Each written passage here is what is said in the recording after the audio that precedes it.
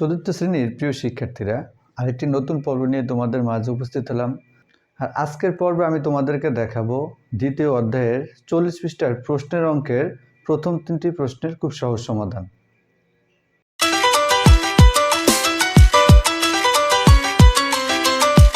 Hello guys, তোমাদের 2026 সালের গণিত বইয়ের 40 পৃষ্ঠায় 5, 6, 7 এই 3টি প্রশ্নের অঙ্ক আজকে আমি খুব সহজভাবে ব্যাখ্যা করার চেষ্টা করব। তাই আমি আশা করছি ভিডিওটি যাদের প্রয়োজন তারা না টেনে প্রথম থেকে শেষ পর্যন্ত আমার সাথে থাকবে। এখানে 5 নম্বরে যে প্রশ্নটি ছিল, একটি গুদামে 14,845 বস্তা চাল, 10,483 বস্তা গম ও 6,958 বস্তা ডাল আছে। ওই গুদামে মোট কত বস্তা জিনিস আছে? তো এটা একটা প্রশ্নের অঙ্ক, যেহেতু মোট কথাটা আছে, সবগুলা বস্তাকে আমরা যোগ করলেই আমাদের উত্তরটা হয়ে যাবে। তো অঙ্কটা আমরা কিভাবে সাজাবো? প্রথমে আমরা লিখব 5 নম্বর সমাধান। দেখো, গুদামে এত বস্তা চাল আছে, তাহলে আমরা লিখব গুদামে চাল আছে। আমরা একটু কথা গুছিয়ে লিখব 14,845 14,845 বস্তা। এরপরে 10,483 বস্তা গম আছে, তো আমরা লিখব গুদামে গম আছে 10,483 বস্তা ও 6,958 বস্তা ডাল আছে, তো আমরা লিখব গুদামে ডাল আছে 6,958 বস্তা 958 বস্তা। এখন মোট কত বস্তা জিনিস আছে এটা আমরা যোগ করলে সহজে পেয়ে যাব। সুতরাং মোট বস্তা আছে। এখন যদি আমরা যোগ করি, দেখো তাহলে কত আসে? 8 আর 3 11, 11 আর 5 16, 6 হাত আছে 1, 5 আর 1 6, 8 আছে 14, 14 আর 4 হচ্ছে 18, 8 হাত আছে 1, 9 আর 1 10, 14, 14 আর 8 হচ্ছে 22, 15 16 17 18 19 20 21 22, 22 এর 2 হাতে আছে 2, 6 আর 2 8, 8 আর 4 12, 12 2 হাতে আছে 1, 1 আর 1 2, 2 আর 1 3, তার মানে 32,286 বস্তা। আর এটাই হচ্ছে আমাদের উত্তর। তো এখন আমরা লিখব উত্তর 32,286 বস্তা জিনিস আছে। জিনিস আছে।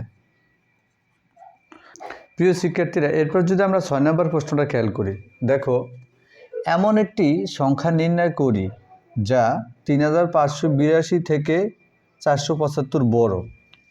এই ধরনের অঙ্কগুলো অনেক একটু কম বোঝো, তবে একটা কথা মনে রাখবে, যদি বড় সংখ্যা বের করতে হয় তাহলে যোগ করবে এবং ছোট সংখ্যা বের করতে হলে বিয়োগ করতে হবে, তাহলে তোমাদের কাছে খুব সহজ হয়ে যাবে। তো প্রশ্নটা আরেকবার পড়ো। এমন একটি সংখ্যা নির্ণয় করি যা 3,582 থেকে 475 বড়, মানে এটার থেকে আরও 475 বড়। তো আমরা সহজেই মনে রাখবো যে বড় সংখ্যা বের করতে হলে যোগ করতে হবে এবং ছোট সংখ্যা বের করতে হলে বিয়োগ করতে হবে। তাহলে এই সংখ্যাটা আমরা কি করব? এই সংখ্যাটাকে আমরা যোগ করব। কেন যোগ করব? তার কারণ আমাদেরকে বড় সংখ্যাটা বের করতে বলা হয়েছে। তো এই অঙ্কটা কিভাবে সাজাবে? তোমরা প্রথমে লিখবে 3,582, এটার সাথে যোগ করবে 475, যোগ করলে যেটা হয় সেটাই কিন্তু আমাদের উত্তর। তাহলে দেখো, 5 আর 2 7, 8 8 7 15, 5 হাতে আছে 1, 4 আর 1 5, 5 5 10 এর 0 হাতে আছে 1, 3 আর 1 4, 4,057। তাহলে আমাকে বলা হয়েছে কি, এমন একটি সংখ্যা নির্ণয় করি যা 3,582 থেকে 457 বড়। তাহলে বড় যেই সংখ্যাটা বেড়েছে সেটা হচ্ছে কত? 4,057। সুতরাং আমরা লিখব নির্ণয়ের সংখ্যাটি হবে, এটা তোমরা এভাবেই লিখে দিবে, কোনো পেছানোর দরকার নেই, লিখবে নির্ণয়ের সংখ্যাটি হবে কত? 4,057। প্রিয় শিক্ষার্থীরা, এরপর যদি আমরা 7 নম্বর প্রশ্নটি খেয়াল করি, 7 নম্বর প্রশ্নে কি বলা হয়েছে? দেখো, 3 8 5 0 6 4 অঙ্কগুলো মাত্র একবার ব্যবহার করে গঠিত বৃহত্তম ও ক্ষুদ্রতম সংখ্যার পার্থক্য নির্ণয় করো। এখানে যে অঙ্কগুলো দেওয়া আছে, এই অঙ্কগুলো একটা অঙ্ককে একবারই ব্যবহার করতে হবে এবং এই অঙ্কগুলো ব্যবহার করে একটা বৃহত্তম সংখ্যা তৈরি করব, আবার এই অঙ্ক ব্যবহার করে একটা ক্ষুদ্রতম সংখ্যা তৈরি করব, তারপর ওই দুইটা সংখ্যার মধ্যে পার্থক্য করব।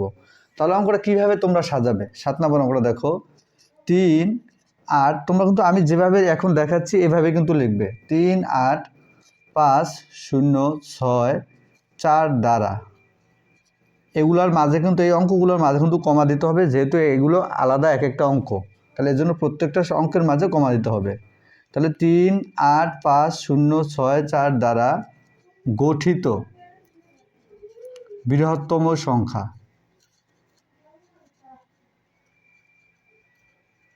বৃহত্তম সংখ্যাটি হলো, খেয়াল করো এবার এই অঙ্কগুলো দিয়ে সবচেয়ে বড় সংখ্যাটা বানাতে হবে। তো এখানে সবচেয়ে বড় আছে কত? 8। 8-এর পরে আছে 6, এরপর আছে 5, এরপর 4, এরপর 4, এরপর 3, এরপর 0। এখানে যে অঙ্কগুলো আছে এই একটা অঙ্ক একবার ব্যবহার করে আমি একটা গঠিত বৃহত্তম সংখ্যা তৈরি করলাম। তো বৃহত্তম সংখ্যা মানে কি? বড় থেকে ছোট। তাহলে সবচেয়ে বড় আছে 8, তারপর 6, তারপরে 5, তারপর 4, তারপর 3, তারপর 0। এভাবে আমি বৃহত্তম সংখ্যাটি তৈরি করলাম।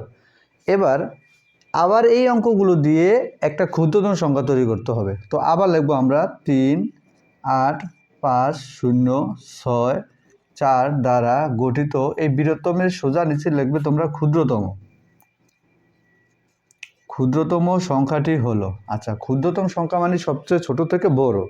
তো এখানে সবচেয়ে ছোট আছে 0, কিন্তু 0 কোনো অঙ্কের সংখ্যার আগে বসতে পারে না। এজন্য 0-এর চাইতে বড় যেটা সেটা আগে লিখবো। তাহলে 3 লিখবো, তারপরে 0 লিখবো, এরপর 4, এরপর 5, এরপর 6, এরপর 8। একটু ভালোভাবে বুঝে নাও, ক্ষুদ্রতম সংখ্যা হচ্ছে ছোট থেকে বড়। তো সবচেয়ে ছোট হচ্ছে 0, কিন্তু 0 কোনো সংখ্যার আগে বসতে পারে না। এজন্য 0-এর চাইতে বড় হচ্ছে 3, 3 দিয়ে তারপর 0 দিবে। এবার 3-এর চাইতে বড় হচ্ছে 4, 4-এর চাইতে বড় 5, 5-এর চাইতে বড় 6, 6-এর চাইতে বড় 8।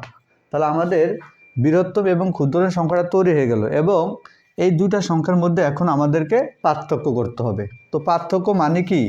পার্থক্য মানে হচ্ছে বিয়োগ। আচ্ছা, তো এখন আমরা কি লিখবো? আমরা লিখবো সুতরাং নির্ণয় পার্থক্য। পার্থক্য, তো এখানে আমরা বিয়োগ করব। দেখো বিয়োগ যদি আমরা করি, 8 আছে 10-এর সমান 2, হাতে আছে 1, 6-এর 1 7, 7 আছে 13 সমান 6, হাতে আছে 1, 5-এর 1 6, 6 আছে 14 সমান 8, হাতে আছে 1, 4-এর 1 5, 5 থেকে 5 গেলে থাকে 0, 6 6 নেমে যাবে এখানে, আর 3 আছে 8-এর সমান 5। তার মানে 56,862। বৃহত্তম এবং ক্ষুদ্রতম সংখ্যার মধ্যে যেই পার্থক্যটা করলাম, পার্থক্য মানে বিয়োগ, ওই বিয়োগ ফলটা বেরোলো 56,862। তাহলে এটি হচ্ছে আমাদের উত্তর। তো আমরা এখন লিখব উত্তর 56,862। প্রিয় শিক্ষার্থীরা, আশা করছি আজকের এই 10 নম্বর পর্বে অনুশীলনী প্রশ্নের 5, 6, 7 এই 3টি প্রশ্ন তোমরা খুব সহজভাবে বুঝতে পেরেছো। আবার তোমাদের সাথে দেখা হবে এই অধ্যায়ের পরবর্তী আবার 3টি প্রশ্নের অঙ্ক নিয়ে। যদি আমার ক্লাসগুলো তোমাদের ভালো লাগে তাহলে অবশ্যই সবাই লাইক, কমেন্ট, শেয়ার এবং সাবস্ক্রাইব করে আমার চ্যানেলটির সাথে থাকবে। ধন্যবাদ সবাইকে।